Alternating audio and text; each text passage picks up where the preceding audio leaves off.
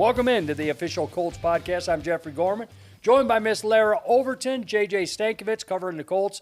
Obviously, we're going to talk about Lambeau Field, dropping one up there 16-10, and about the experience that you guys had on the road there up at Lambeau. We're going to touch on that. We're going to go over the vibe right now of this Colts team coming out of the loss, 0-2 start, the Chicago Bears at Lucas Oil Stadium coming up. We're going to go over a little bit of injury updates of what's going on, and let's get out the cleaning supplies and clean it up. I've got Mr. and Mrs. Clean here that are going to clean up some things that are going on in the Colts world. And at the end, I love this. This is going to be fun. It ain't all that bad, folks. It ain't all that bad. I know it's 0-2, but we're going to remind you, it's not all that bad. But we start, JJ, on your side over there, Lambeau Field. We kind of knew what was going to happen there. We said, okay, the starting quarterback just signed a major extension. He'll be off. They signed a guy. He's been there 20 days in Malik Willis. Hey, watch for the run to happen. The Packers took it to the Colts, and it happened, there were adjustments made that we did see, some progress. But overall, it was one of those bar fights that didn't go our way. Yeah, it was the game where, you're in the locker room after the game, and you're listening for the tone of it, right? You're listening for how guys are communicating their answers to you, not just what the answers are. And I thought Zaire Franklin had, some really good things to say, as he usually does, right? But something he said is like, this team, because there are so many vets on this team, that this is where the culture kind of gets put to the test. The culture that the Colts spent training camp building, OTAs building.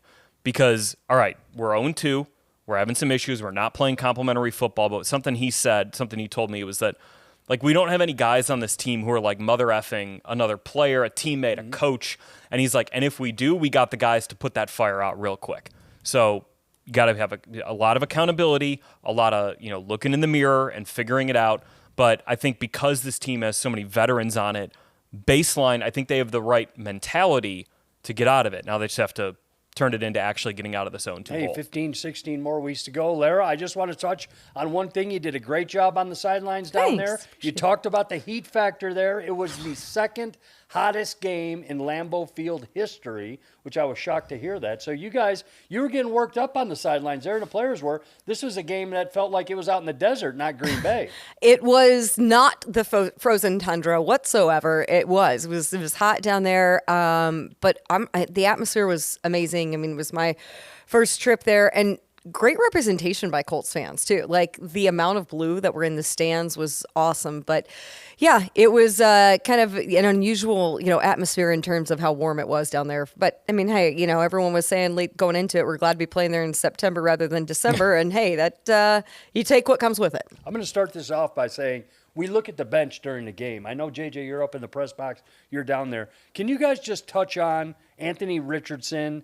What's going on with him on the sidelines after a possible a blown call, an interception or whatever? And what is his up and down factors like, even after success and interceptions? We're going to touch on that in a minute. But how is Anthony during these tough games? Well, he will exude some level of frustration, certainly. But he's always immediately trying to go back, in communication, whether it's with Jim Bob on the sidelines, whether it's with his receivers, his running backs, whatever the group might be. So always, but he's not like hot-headed. Like, you can tell there's frustration, but he's really good about checking that. Maybe a minute or so on the sidelines, working through that level, exhausting any of that frustration, but then immediately locking in, grabbing the tablet, taking a look at what happened on the play, communicating with whoever it might be that's, best in terms of diagnosing what the issue was and finding the correction. One thing I observed was before the Colts' final drive, of course, when they had an opportunity, trying to score there at the very end, late in the fourth quarter, and I watched while the defense was on the field, Anthony's demeanor, and he was sitting all by himself, eyes closed, just composing himself. And we've heard so much, right, about just how even that he is, how, unruffled he is in these types of situations, how that calm head will prevail for him in situations as a young quarterback. And that's what I saw. Like,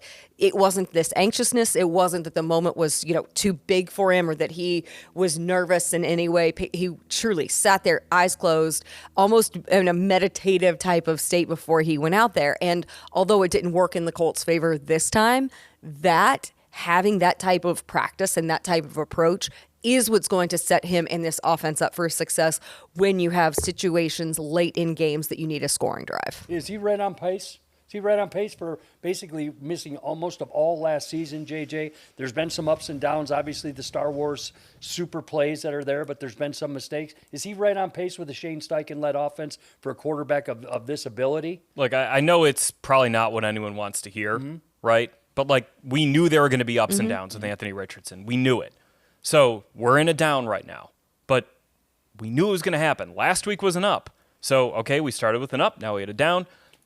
I think eventually if that can level out and your trend line is going in the right direction over the course of a season, you're happy with what he's doing. But, look, we knew that there were going to be ups and downs. I said it on our preview podcast. Like, this is going to be a process with him. It's not going to be all sunshine and rainbows, and every throw is great and every decision is great because he's made 6 starts in the NFL. The more he plays, and the more he plays specifically with Shane Steichen calling the plays, he's going to get better. But we were always going to have to live with a game like this, and you can't be off him. Like, I'm seeing people being like, oh, we should put Flacco and he should get benched. Just stop. Right. Just stop with that. This is ridiculous to even say that 6 games into this guy's career that he's not the answer or he's going to get everyone. Like, this is ridiculous. Just calm down. Calm down. We got a long season to go. Just let it develop. And by the end of the season, if that trend line's going in the right direction, it's going to be fun. And in his favor, guys, I mean, there were some bad drops that we had over the last couple of weeks that happened that just isn't, characteristic of this Shane Steichen-led offense. Jonathan Taylor, and I'm sorry, I'm not calling people out, but A.D. Mitchell catches that ball in his sleep, time and time again. So that also in his favor. Things are kind of not at the perfect storm where they're not going well, and then this isn't going well at the same time. And it looks like a disaster. It's certainly not at this point.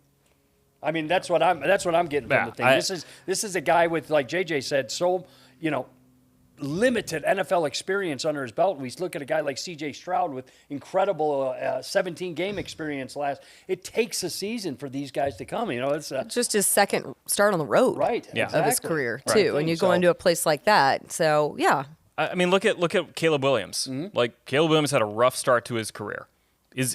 If anyone in Chicago is like, he's a bust, I'm out. Like, no, you're not doing that. You're going off of your evaluation of him. And you have to zoom out and understand that you're going to have games like this. You're also going to have games like he had against Houston a week ago where we were on this podcast fairly talking about how awesome he looked. Right. It's going to happen. It will happen. You got to live with it, and you can't get – I saw someone send this tweet, and I loved it. I don't remember who sent it, so I'm sorry if I don't properly credit, but it's like everyone wants a quarterback who's got a ton of ability that you're going to have highs and lows, but once you get the lows, everyone gets a tummy ache. Right. It's fine. Take some Tums. We'll be fine. Stay with the good. Stay with the bad because it's going to happen, obviously, with a talent like he is. I want to go to the injury front. Larra, it starts right off. The big fella, 99, DeForest Buckner. We saw the, what happened on the field, obviously, and watching it again and again in slow motion on some of the clips. The fact I watched it in real time. I mean, I was 10 feet away from that happening on the sidelines, and I thought this was a done for the season type of situation. When you see a guy with the level of toughness of DeForest Buckner, who is slapping the grass in frustration and pain, couldn't tell exactly what, maybe a combination of both, then gets carted off, on the sidelines. Also, those carts have to be the oldest functioning carts in the NFL in existence. Like, I have a photo of it. Like, this thing was like, Been there since Lombardi? Oh, absolutely. Did they have like the crank to start the engine? Basically. It's a Model T. Yeah, it was something. But I asked Shane Steichen this on Colts 360 this week, just the measure of toughness of DeForest Buckner, and he said, there's not many like DeForest Buckner, right? With what he does to be on the field each and every Sunday, to be reliable, the amount of, things that he fights through. He was already battling the back injury. Now he has the ankle as well.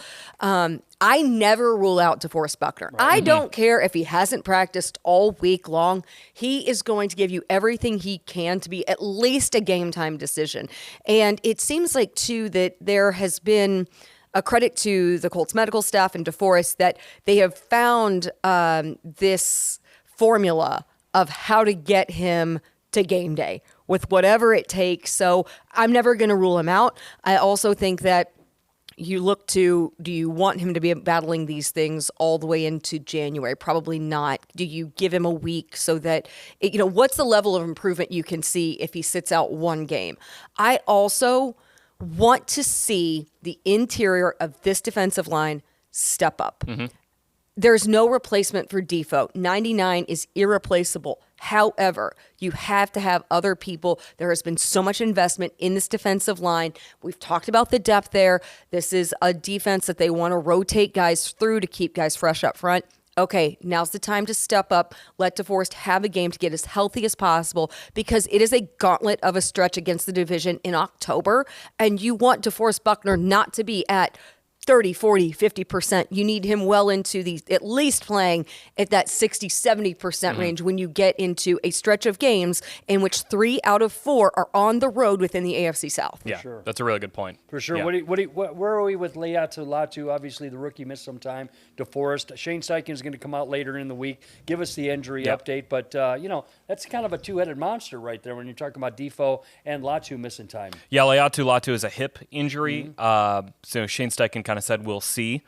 So keep an eye on the injury report this week. The one thing I do want to say, because I got a couple questions about this, is this doesn't have anything to do with his injury history in college. That was a neck thing, totally different situation here. This is not a type thing with Latu. It's an injury that happened in the game. And hopefully, he'll be okay sooner rather than later. Good. Let's talk about Josh Downs. Let's talk about Julian Blackmon, guys that missed that game. Josh Downs, I believe, is on par to be part of this game plan and playing on Sunday against the Bears. How important he is to Anthony Richardson, JJ. All right, here we go. It's time for some numbers. There we go. All right. So Anthony Richardson this year, when targeting receivers out of the slot, is 7 of 18 for 132 yards. He has the lowest completion percentage in the NFL when targeting receivers out of the slot, 38.9%. His average time to throw is 3.01 seconds. That is the longest average time to throw. So that means he's not getting it out quick. Weaving, though. When he does get it out quick, though, he's 1 of 5 when he's targeting a player out of the slot, throwing under 2.5 seconds time to throw. So that security blanket lies in the slot. No other quarterback in the NFL has a completion percentage under 50% when targeting a slot receiver, throwing it quick like that. Nice. The Colts miss Josh Downs. Right. Just straight up. They miss Josh Downs. They miss him for those easy completions that this offense has been missing. The connection he has with Anthony Richardson, his ability to work into space, to find green grass, is something that the Colts offense has missed. If the Colts get him back this week, I think you're going to see more of those 7 yards, keep it ahead of the chains. It's 2nd and 3. You need a first down, get it to Downs. Just stuff like that will immensely help this Colts offense stay on the field. In addition to, during training camp, we saw him win down the field quite a bit. So it's not just that you're going to be dinking and dunking it to Josh Downs. He can win downfield too. But baseline, 1 of 5 throwing the ball under 2.5 seconds to a slot receiver, that's unsustainable. It won't be that bad all year, and it won't be that bad when Josh Downs comes back. All right, let's go. Applause for Josh Downs back in the lineup. Fingers are crossed. Larry, really quick, the importance of Julian Blackmon to this defense when he's not on the field. Huge. There were guys on this defense that I talked to last week that said, it takes a while to get on the same page within a secondary, and that you just and you had to ramp that up, right? You had to accelerate that timing because you had a particular group on the field, and then you lose Juju Brents, obviously. Julian Blackmon's not there, and it just seemed like there were certain points in that game I would observe the demeanor behind guys in that secondary, and guys just weren't communicating to the level that you needed them to be, different things to that regard. I thought Kenny Moore was outstanding just in terms of how candid he was after the game, and, Julian's tough. The number of different things that he has endured over the course of his career. I mean, although, shoulder is something that you don't want to mess around with. So we'll see. I think that you'd like to at least have him limited participation over the course of the week, given the opponent that you have, coming in and the receiving threats that the Chicago Bears do pose. But I also wouldn't be bothered if he has no time on the field and is able to suit up on game day. But I also just think that the start of this season in general across the NFL has been wild with injuries. This is not just something that is impacting the Indianapolis Colts. For whatever reason, it does seem like that it's just an early wave, an early rush of significant injuries to very notable players across the league. So now it's just how you navigate it. All right. I've been waiting for this one here, guys. When we're talking about those Saturday mornings, we're talking about after work on a Wednesday or Saturday mornings, you get that garage. After work on a Wednesday? I'm just saying, you get in there. Oh, I got you. Okay. You clean out the garage. Hey, honey, I've got to clean out underneath the sink. This has been bothering me for 3 months. We clean it up, and then we move on. Same thing with football, guys. So I've got about 4 different things here that I want you guys to clean up. At this state of the game right now where the Colts are at, you guys are here to clean it up. We ready? Let's do it. Colts fans, brace yourself because you want answers. They're coming right now. First and foremost, the run defense. JJ, starting with you. How does it get better? All right, so let's start with how it got better against Green Bay. Okay. Because it did. The first 3 drives, Green Bay ran the ball at will against the Colts.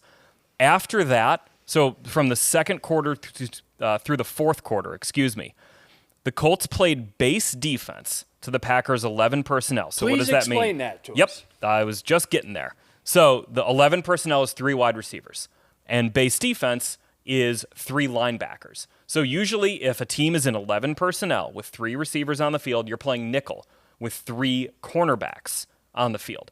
The Colts played primarily nickel to the Packers 11 in the first quarter. Nickel and meaning Kenny Morgan Kenny in the slot, and then 2 outside corners. Green Bay averaged 9.8 yards per carry in the first quarter when they ran it out of 11 personnel on 14 carries. From the second quarter on, the Colts shifted to playing base defense on 40% of their plays. What does personnel look like? Again, Kenny goes That's outside. Jalen Carlisle comes in the game at linebacker. Okay. Kenny goes outside. You take Dallas Flowers or Samuel Womack off the field. Gotcha. Okay. Green Bay, when they ran it out of 11 personnel in the second through the fourth quarter, averaged 3 yards per carry. So that's a difference of 6.8 yards per attempt that the Colts got better at once they started playing more base defense. Now, you can't do that every week, because not every quarterback is Malik Willis, where the game plan is for him to not throw the football. But that was the start of how the Colts were able to fix it. The D-line also started playing much better, and I thought Zaire Franklin and E.J. Speed were able to play downhill a whole lot more in the second through the fourth quarter. And, Gus Bradley talked about it today when he met with the media, that Franklin and Speed specifically have not been put in the best situations to play as downhill as we've seen in years past. And that's not their fault. Due to scheme, due to, play up front, whatever it might be. Gus Bradley, I thought, hit a really nice note saying, like, whatever issues in the run defense, it is not all on Franklin and Speed. And that's important to remember here. What the Colts are going to have to do, though, is figure out how they can play defense, run defense, when they are going to have to play 11 personnel and play nickel to 11 personnel. Because you're going to face better passing offenses and offenses that do want to throw the football more than Green Bay did. So the key there is going to be, can you figure out a scheme where you can get Franklin and Speed to play downhill and be allowed to play downhill where they aren't kind of frozen by motion, whatever it might be, while having your 5 defensive backs on the field. Okay, so we did see success. Larra, we don't know what's going on on the injury front. We talked about that. Latu missed some time, obviously, DeForest Buckner. Take those 2 guys out of a rushing defense. How are we cleaning it up if they happen to not play this week? I mean, well, Latu's a little bit more of a passing down situation, right? He's a pass rushing type of end. But to me, there are a few guys who, in those situations, like I think Quiddy's limitations with the hamstring are something to watch this week as well. But I think that this is a prime opportunity for a guy like Raekwon Davis to really step up. Adetomo Adebawore, Taven Bryan, a lot of those guys, that's who you want to see take that step, especially with having so many reps that they had in that game against Green Bay. We've seen them rotating through even in week 1 as well. Those are kind of the guys that I'm looking to. I thought Dio had some really good plays last week against Green Bay as well. But to me, it's kind of that Tommy, Taven, Raekwon. Those kind of, that's the core group. Because even if Buck plays, he's going to be limited. They were very intentional when they were bringing him in and taking him off last week. And with Latu, you're not going to overextend him as well. I think you're going to really save him for pass rush situations in particular. So it's more leaning toward those guys who have that run stuff ability that you want to see step up with the opponent coming in that you have this week. Hey, and they haven't been all that great in the run game so far, so you could be catching them in a good situation. Look how effective Houston was in getting to Caleb Williams, right? When we talk about being complementary in your defense. And this is something I asked Shane Steichen, how beneficial it is to at least have a common opponent when you're this early in the season. You can look at how the Texans game planned for them. You know how the Texans game planned for you. I mean, and look, it's got to be fixed. The EJ Speed, talked about it on Monday. Like, the reality is it's a problem. Here's the reality. The Colts have allowed more rushing yards in the first 2 games of the season than any team has allowed since 1974. 474. They've allowed the most by 75 yards. Yeah. Since in the NFL this year. Yes. And no team has allowed more rushing yards in the first 2 games of the season since 1980. That's the reality. The reality is this has to get fixed because you can bet Shane Waldron is sitting up there in Hallis Hall right now in Lake Forest being like, DeAndre Swift, you're up. Yeah, right. Shane Waldron, I didn't know until yesterday who that is. Tell people who. The Bears offensive coordinator, there you go. Excuse me. Just to give context, yes. Because you dropped that name and I was like, quick Google search. Right. So, because I'm also like, I hear it from all my friends up in Chicago asking me about Shane Waldron. What do you think of him? What do you think of him? I'm like, I haven't watched him at all, other than to know he's probably going to say we're going to run the ball until the Colts show they can stop us this week. Okay, well, we did see the positive about that. You said it best. Obviously, when they switched up defenses, they did not have the onslaught of rushing yards that they had in the first quarter and a half. It's more like I don't know if that's sustainable, right? Like I don't know if you can play Jalen Carlisle against Keenan Allen out of the slot in week 3. I don't think you can with that matchup. I mean, down the field with what Keenan Allen can do. But there are ways to clean it up, and you're just hearing some of those right now. Guys, I want to flip the switch. JJ, start with you. Third down inconsistency, both sides of the ball. Not bad against Houston, I mean, on the numbers, but boy, oh boy, when Houston needed that big third down, they got it here. And on this game against the Packers converted 7 of their first 9. Right. Yeah, I mean, it goes back to stopping the run, right? Like, for the defense, you're not going to get off the field if you're facing 3rd and 2 and they can run the ball at you. So it goes all into stopping the run for the defense. I want to talk about the offense, though, because the Colts offense did not convert a 3rd down until 2 minutes and 26 seconds to go in the 4th quarter. You were just 2 for 9 on the day. 2 for 9 on the day. Here is why I am not worried about the Colts on 3rd down. Okay. This season, the Colts are turning any play into a first down or a touchdown on 32.3% of the time. So they're getting a first down or a touchdown about 1/3 of their offensive plays. That's 5th best in the NFL. They're right up there with the best offenses in the league. The Chiefs, the 49ers, the Bills, Drew Petzing and the Arizona Cardinals are doing some funky stuff. And then you have the Saints who are like in their own universe right now. But those are the teams that the Colts are around in terms of just conversion rate. Not 3rd down conversion rate, first down, touchdown conversion rate. They're going to be fine. You got to hit more layups to stay on the field.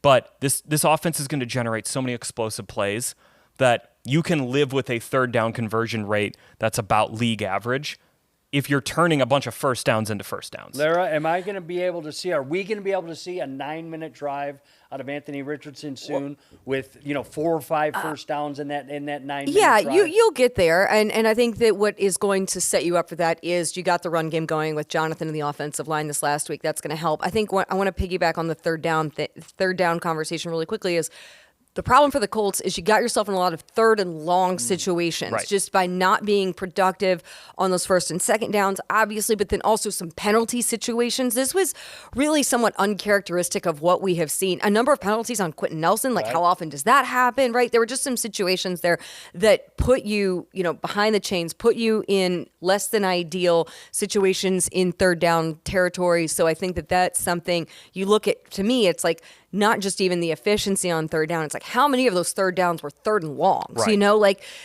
and it's just not getting on cadence, not getting your offense rolling early. And that was something that Shane said, we never settled in that first half. And I think that 2 home games can really help cure that for the Colts offense. But what's going to set you up to be more productive is certainly establishing the run game behind Jonathan Taylor. And then also that will help some designed run situations for Anthony when you need it on third and shorts. That is where he should be in a great position to use his legs. He considers it time and time again. That's his superpower, right? Allow him to do what he does. We saw him improv, right, and use his legs against Green Bay, not in some ideal situations, but certainly able to keep some plays alive, extend some plays, do all of that. Now is the time where that complement of Anthony and JT should really come to fruition to see all of that efficiency improve. And that goes along. I mean, that to me, third down efficiency, time of possession, those things work in tandem. Okay, guys, let's have our social media minute for this show, if I will. And if you're wondering what I'm talking about, I think you just have to Google friendliest offensive lineman in the NFL. Oh, yes. What? And if you don't know what I'm talking about, it was kind of a blindside block. He knew he could have really damaged this player, 55 for the Packers coming over. But Quenton Nelson, if you didn't see it, simply just extended his hands, almost like he laid him down, got him a glass of milk. It's almost like how you have to tackle a quarterback these days. Like that's how defensive linemen feel about like having to get to quarterback, right? I just want to get your like opinions. That's so gentle. I want to get your opinions on this. I have my own, but just real quick, and we'll move on. We're still cleaning it up. Quenton doing that? Why? Well, because if you hit him too hard, he might get penalized. He took mercy. Yeah. Was it a mercy? He took some mercy, but also like you hit him too hard, you can get penalized. Even with a shoulder pad to the sternum, right? Yeah. You can still get that unsportsmanlike or whatever. You never know when that flag might come out. So if you can say I can accomplish my goal by, like you said, Jeffrey, laying him down in bed, put the blanket over him, giving him a kiss goodnight. Yeah. It's great. It's great. If you haven't seen it, check it out on social media. We are now cleaning it up right now. Let's go to our third presentation of Mr. and Mrs. Cleaning it up. Time of possession. I don't know. JJ, you would probably know this, Larra, too. It's like I've never been associated or followed or just been a fan of or watching any sort of franchise in the NFL that is getting doubled on time of possession it's pretty through wild. their first two games. And not only that, and I want you guys to expand on this, these both games are one-score games. These are winnable games that we're doing that, and the time of possession is certainly just a gorilla to a mouse. Time of possession is usually this overrated statistic that like doesn't always tell you if a team is good or not. But like this is so out of whack that it's something, Jim Bob Cooter addressed it today. Mm-hmm. Like they got to get the ball. They just have to have the ball more. Like you can't expect to win a lot of games if you only have the ball for 19 minutes. Right. And even, I even looked at it. The Colts are averaging 19 minutes and 55 seconds of possession. That's about 3.5 minutes shorter than the second to last team in the NFL, which is the Carolina Panthers. Yeah. So, I mean, that's like, think about that. That is 3.5 minutes that's like 2 drives the way the Colts are going right now. But look, this goes back to being in more of an offensive rhythm, like Larra was talking about, with Jonathan Taylor, getting him going more. With Josh Downs coming back, I think is important of just you get more completions. This is something I'm not super worried about, but it also, it does go into, you got to get the run defense a little bit of time to rest too. Like now, if you're hitting a 60-yard touchdown, no one's complaining that you had the ball for 10 seconds. Right. But if you're going 3 and out, then that's a problem. Yeah. So you got to clean up the 3 and outs. Absolutely, it is. Larra, what do you think of this time of possession? You ever seen anything so dramatically as far as high to low on this? As far as just we talked about it. Sustaining long drives and stuff is going to answer these questions. Part of it is how much did we celebrate how explosive this offense looked in week 1? Well, when you're explosive, those plays happen quickly. So you're not, it's also like, it's two-sided, right? If we want this offense to be explosive, that means you're going to score on these 60-yard bombs to Alec Pierce and a 50-plus bomb to Ashton.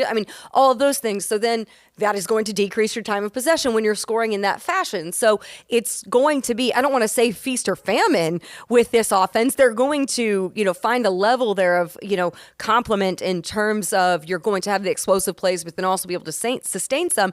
That's just going to take a little bit of time to establish and settle in within the offense. But to me, it's like also like we all get excited about how awesome these quick score plays look. Well, then obviously if you're scoring on a touchdown like that, then you're not controlling the ball. Yeah, in a minute and 4 seconds. Yeah, it just doesn't add up. I hear what you're saying, and this Colts offense is explosive like that. We all would like to see more of some sustained drives. We're cleaning it up right here. Let's go to Anthony Richardson.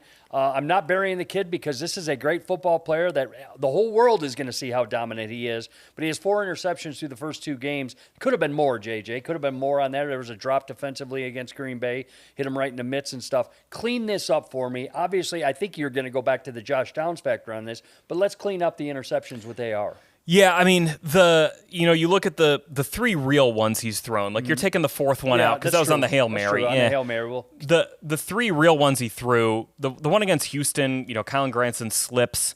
I'm not sure that's like one that you're like, red alert, this is a problem. The one to Alec Pierce, Anthony said he threw off his back foot. There was some pressure that was there. I don't know if that was the right decision or not. It looked like there was maybe a little bit of space if he had led Alec further, but it wouldn't have mattered if he threw it too deep anyway because McKinney was right there. And then the one to Pittman that Wilson picked off, Wilson kind of baited him into that one is what it looked like, where Anthony said he thought A.D. Mitchell was going to come across on kind of a quick 6-yard inbreaker. He thought Wilson was going to carry him, which would have left some space for Pittman. As soon as Anthony begins his throwing motion, Wilson flips his hips. He's just right in Pittman's face. So I'm not like as worried about them though, because Anthony never had a 3-interception game, a 2-interception game before Sunday in his career. He's not a guy who is proven to be like just turnovers, just falling out of games when he's back there. So I think there's a better chance that he gets this thing corrected. Obviously, you can't have it. You can't lose the turnover battle. But the defense does need to take the ball away too. The Colts only have 1 takeaway through 2 games. So, Anthony's going to have moments, right, where he sees a defense that is a little bit different than maybe what he's ever seen before in his career. And he, throws the ball to the other team or something like that. But I'm not like red alert worried about this one. Like I'm cleaning up. If I'm like focusing on things to clean up, I'm cleaning up the run defense. I'm cleaning up time of possession. Because to go back to that, while we were just talking about that, I looked it up, and teams in the last 5 years are 2-18 when possessing the ball for under 20 minutes, as the Colts have now in both of their games. 2-19 at 20 minutes or under. So those are the things I'm looking to clean up. The interceptions, you always want to clean those up, but they're may be a little lower down on my cleaning list order. Here are the other things that I like about this week in particular is you're facing the Chicago Bears, a Matt Eberflus defense that this entire offensive line has been experienced up against, right? I talked to Ryan Kelly about like how beneficial it is. Surely some different wrinkles in the system, some different personnel that he has in Chicago, but this scheme, you've gone up against it just last year in training camp. You had 2 joint practices up against it in addition to the preseason game. So those are all factors that I kind of like for those veterans within this offense who are so familiar going up against Flus for a number of years right here, and how that can help prepare Anthony and the rest of this offense to have a really productive day. Great. That's the Clean It Up segment. And I'm going to it's not on your list, guys, but Are You Concerned segment. Lack of defensive turnovers when we know that this has been high on the list the last few years. And not only that, having success with turnovers, but this year, especially starting on the low end. JJ. Yeah, I'm probably a little concerned about that because this defense, did bring everyone back, and that should lead to, more chemistry and more ability to take chances on getting these plays. But also, like, if you can't stop the run, the ball's probably not going in harm's way all that much. So stopping the run, really, this kind of the crux of everything. I think if you see the Colts stopping the run, you're going to see them get off the field more on 3rd down. You're going to see quarterbacks have to throw more dangerous passes that could lead to Julian Blackmon, Kenny Moore II, EJ Speed, these guys taking more chances to go pick it off and being successful with it. It all goes back to stopping the run, Jeffrey. That's just what I go back to. Fair enough. Larra, are these guys going to turn it on, start sinking the ball from the opponent, or what? Oh, yeah. You'll see it. You'll see it come. We've seen some punch out stretches. In there included, too? Yeah, and, week 1, you saw a couple should have been, would have been type of situations. Juju Brent's heel. Juju Brent's, Kenny Moore, like both of those guys. So, they're going to come for sure. Okay, guys, now this is the fun part. Let's go. Let's get out our bright, sunny, shine days that we are, right now. And it's not all bad. And I want to start with the offensive line. Guys, go ahead. It's not all bad at 0-2. I know it's not where Shane Steichen and these Colts want to be right there, but it's 17 weeks. It's not all that bad. And more importantly, guys, the good news that I'm starting with, 3 other teams in the AFC South, 2 other teams rather in the AFC South have the identical record as the Colts. Leaders are at 2-0, rest of the division 0-2. All right, here's where I'm gonna be glass half full, and in like a really significant way. Teams that have offensive line issues, it's hard to recover from those. I mean, we saw it in 2022. That torpedoed the Colts season. The offensive line issues that team had. The Colts this year, they rank first in Pro Football Focus pass blocking grade at 89.7, and they're fourth in run block grade at 84.8. That's just the offensive line. Quenton Nelson, highest Pro Football Focus pass block grade. Across the league? Across the league. Among guards. Yeah. Third highest among guards. Will Fries. Wow. Bernard Ryman is 10th among tackles. Ryan Kelly is 4th among centers. Braden Smith is also in the top 20 among tackles. Awesome. Okay, so that's good news. This offensive line, I love saying offensive line is a weak link system. And, we talked a lot about Will Fries last year. Like, he was not a weak link in that offensive line. Well, Will Fries is just good now. He is like, you're not worried about him being a weak link. He's a good offensive lineman, a guy who's playing at a really high level right now. There's not a single weak link in this offensive line, in the starting 5 right now. And if you can build on that, this season's going to go, it's going to be fine because this offensive line is really, really good. That's a starting point for my optimism for this team. That's great. And when the Colts rattle off 4, 5, 6 wins in a row, we forget about this 0-2 start. LO, it's not all that bad. How about Alec Pierce? If we were handing out MVP honors through 2 weeks, he might be wearing the crown. A kid who grew up a Green Bay Packer fan.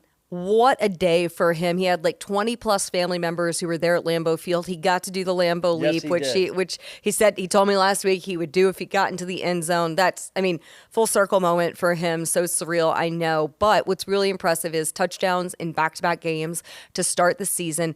The last Colts receiver to have touchdowns in 3 consecutive games. You guys know who? Reggie Wayne. Harrison. Michael Pittman Jr. Oh. Yeah. So I believe it was from the final 2 games of the 22 season and the first game of 2023 season. So it extended over 2 seasons, but it was in 3 consecutive games, finishing up the last 2 of one season. That's good because I blocked the end of the 2022 season out of my memory, so I don't remember that. Sure. So if he can go 3 straight games, get another one this week, then he'd be right up there with Captain Pitt. I think it's, this is what you really wanted and hoped for Alec Pierce with having Anthony back there at quarterback. And I asked Alec last week when he was our guest on Colts 360 about how much of a mentor that Reggie has been for him. And he said that, he's just been instilling in him to keep doing the little things well, like focus on the details. Everything's going to come together, especially with 5 back at quarterback. How explosive, how much we're going to push the ball. This really complements your game. This is going to be your time. You've been patient. Keep being patient. This is all going to come to fruition, and you're seeing exactly that. Will Josh Downs open up passing lanes to these outside guys like A.D. Mitchell, obviously Michael Pittman? Is it a different look, JJ? I want to look for the bright side on this. Glass is definitely half full. Josh Downs is now in the lineup. Are we talking about, I don't want to say who gets less reps on the wide receivers, but are those lanes opened up a little bit more wiggle room, a little more space for Anthony to throw in with Josh Downs on the field on the outside guys? No? Those guys have had a decent amount of space already. Yeah. I think just the way that things have been schemed up. Yeah. So I hope so, but I don't know if necessarily Downs has like a huge impact on how those outside guys are, because they're getting open. Right. Pierce is getting open, AD's getting open. Like those guys, and Pierce and AD will probably rotate a little bit more. Okay. With Downs in there in the slot, but also you can put AD in the slot, you can put Pitt in the slot, you can put Doolin wherever you want. There's more flexibility with this offense that will only get better when Josh Downs comes back. Jim Bob and Coach Steichen, you have fun on this one. Guys, I'm going to end on this note. Here's what I think happens at Lucas Oil Stadium. It's the win that this franchise needs. It's the win that this offense needs. It's long drives. It's Anthony Richardson being patient. It's a defense coming around as a whole and really showing that not so much a dominant game, but I really do think the Colts are going to control both sides of the ball. I think it's wake-up time for this. Both sides of the ball know it as well. And Chicago, you guys are going to be great. And the number 1 overall pick, Caleb Williams, but you are who you are with a rookie quarterback like that and some questions around that roster. So that's just my take on it. I think this is the one that we needed. It's that elixir the Colts needed. They're going to get the home win, 1-2 after this week versus the Bears, Larra. Love that outlook, and that's one thing that I talked to Ryan Kelly about, being that steadying force for the offense. There's nothing that he hasn't seen, experienced, endured in his time. And we joked about, hey, remember back in 2018, you were 1-5, went on to make the playoffs. Not that you want to put yourself in situations, but there's certainly, I want to say there's a sense of urgency, but not a sense of panic right now. That's kind of how I would strike within the locker room right now. But it's a team. You think about the core group, guys who know how to do it, guys who know how to stack stretches of wins together. No better opportunity than 2 very winnable games at home on the calendar in these next 2 weeks. Yeah, when I talked with Kenny Moore II in the locker room after the Packers game, just about like how to handle being 0-2. He was like, look, you break the season up into quarters. The first quarter of the season, you want to win as many games as possible, but you really want to at least be even coming out of it. The Colts still can do that if they beat the Bears and then they beat the Steelers at home. You can be even coming out of the first quarter of the season, and everything is still in front of you. And the good thing is, only the Houston Texans have been the ones to take the hold on the division so far, right? Look at what, Tennessee's figuring it out. Jacksonville's figuring it out. So, in terms of, it's not like you're out of it as you're going into week 3 whatsoever, right? You can put yourself in great position with 1-2 wins. The Ravens and Bengals are also 0-2. Yeah, for sure. The AFC is kind of all over the place right now. Yeah. Yeah, actually, who could have seen that coming is Gardner Minshew, who once again goes into Baltimore in September and wins a game that no one expected him to win. Credit to Gardner. That's awesome. Gardner. Tip of the hat. I'll tell you. At Larra Overton, at JJ Stankevitz, and one last final. This is a big game for you because if memory serves, and I go over the transaction sheet from years ago, the Bears put you on the practice squad. The Colts poached you off. NBC Sports Chicago just cut me. It's a better I was story, waived. though. I know, but I'm just saying. But no, you have Chicago Bears, obviously. I'm telling you this. You're going to have not half of Chicago media, all of Chicago media on you if the Colts don't get this victory. So I'm pulling for you no. It won't be Chicago media. It's going to be all of my friends in Chicago. Okay, that's it. Coming from Chicago. Yeah, be that's friends, who it's going to be. Possibly even family. So, yeah. and really quick, I love what you did this last weekend. I'm sorry. Tell me to shut up if I get too personal. But you said, I'm going up to Lambeau Field. Heck with it. I'm bringing the whole family up there. Let's have a weekend at the Mecca of professional We did. football. We went up early. We went up on Friday and ventured our way through, hit New Glarus. We hit something called the Sassy Cow Creamery for my niece. We had dinner at a great spot. Kroll's across from the stadium. There was a ring bell for service. I swear, you walked into 1976. I in love this Wisconsin place. so much. It was so fantastic.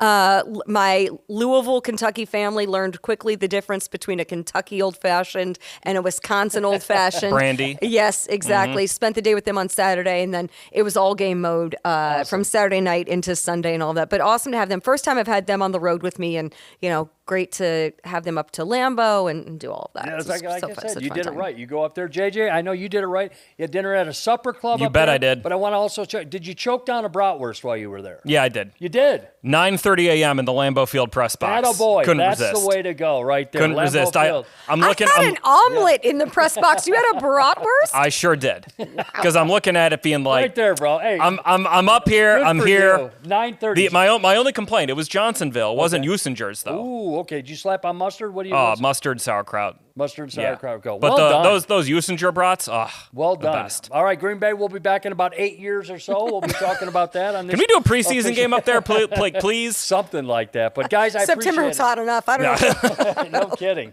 Second hottest game ever at Lambeau. I can't believe that.